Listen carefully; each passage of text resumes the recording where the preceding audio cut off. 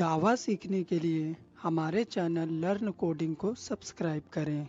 Hi friends, आज के इस वीडियो में मैं आपको बताऊंगा जेडीके, जेआरई और जेवीएम के बारे में। तो ये आज का हमारा जावा का फर्स्ट वीडियो है। सबसे पहले हम जेडीके, जेआरई और जेवीएम का डेफिनेशन आपके साथ शेयर करेंगे। उसके बाद डायग्राम के थ्रू आपको समझाएंगे भी कि ये काम कैसे करता है। सबसे पहले जेडीके के बारे में जान लेते हैं। JDK stands for Java development kit. JDK का पूरा नाम होता है Java development kit. It internally contains JRE and JVM. JDK क्या करता है, जेआरई और जेवीएम को इंटरनली कंटेन करता है अपने अंदर। Where JRE stands for Java run time environment, जहाँ पे जेआरई का पूरा नाम होता है Java run time environment.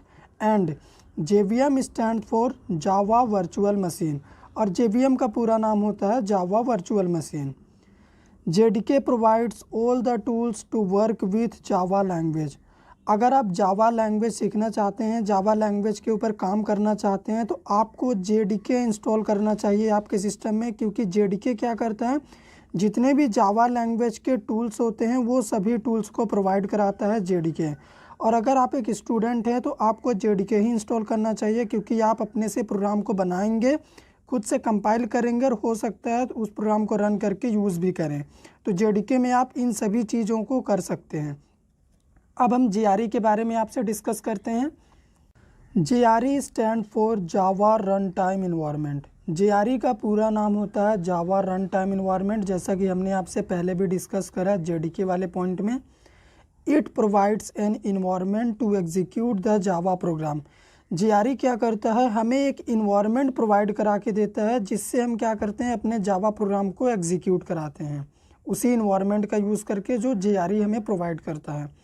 It internally contains JVM. ये क्या करता है, जेवीएम को इंटरनली कंटेन करता है, which is responsible to execute a Java program. JRE JVM को इंटरनली कंटेन करता है, और ये जेवीएम क्या करता है, जेवीएम रिस्पॉन्सिबल होता है हमारे जावा प्रोग्राम को एग्जीक्यूट कराने के लिए। तो ये था जेआरई। अब हम आपको जेवीएम के बारे में बताते हैं कि जेवीएम क्या होता है। JVM stand for Java virtual machine. JVM का पूरा नाम होता है Java virtual machine. It is the software in the form of interpreter written in C language through which we can execute our Java programs. JVM एक software होता है जो कि इंटरप्रेटर के फॉर्म में होता है, इसे सी लैंग्वेज में लिखा गया है। तो जेवीएम करता क्या है, हमारा जो भी हम कंपाइल कराने के बाद डॉट क्लास फाइल जनरेट होता है, उस डॉट क्लास फाइल को जेवीएम इंटरप्रेट करके हमें आउटपुट देता है, through which we can execute our Java program, जिसके मदद से हम अपने जावा प्रोग्राम को एग्जीक्यूट कराते हैं इस जेवीएम की मदद से। तो ये था हमारा जेडीके, जेआरई और जेवीएम का डेफिनेशन। अब हम आपको डायग्राम के थ्रू चलिए समझाते हैं कि हमारा जो जेडीके, जेआरई, जेवीएम है ये काम कैसे करते हैं। तो यहाँ पे हम सबसे पहले फिगर के लिए एक सर्कल बना रहे हैं। इसमें मैं लिख रहा हूँ जेवीएम, प्लस दे रहा हूँ लाइब्रेरी, क्योंकि जेवीएम के साथ लाइब्रेरीज भी होती हैं, इनमें क्लासेस वगैरह होते हैं। तो जेवीएम हमारा जावा वर्चुअल मशीन हो गया। अब एक और हम सर्कल बनाते हैं यहाँ पे। इसमें हम लिख रहे हैं जेआरई, जावा रन टाइम इन्वायरमेंट। तो मैंने आपको बताया था जेआरई इंटरनली कंटेन्स जेवीएम, तो आप देख सकते हैं जेआरई के अंदर जेवीएम है। अब हम एक और सर्कल बनाते हैं। तो ये फिगर मैं बस इसलिए बना रहा हूँ ताकि आपको समझ में बेटर आ सके। फिगर हमेशा याद रखता है, डेफिनेशन भूल भी जाते हैं। ये होगा जेडीके, जावा डेवलपमेंट किट। तो जेडीके में मैंने डिस्कस करा था JDK internally contains JRE plus JVM.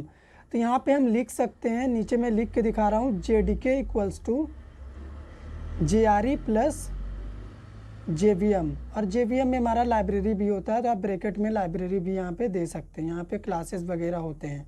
उसके बाद जेआरई में हम क्या लिख सकते हैं, जेआरई के लिए हम लिखेंगे जेआरई इक्वल्स टू जेवीएम, और उसकी जो भी लाइब्रेरीज फाइल होते हैं, क्लासेस होते हैं, वो सभी इसमें आ जाएंगे।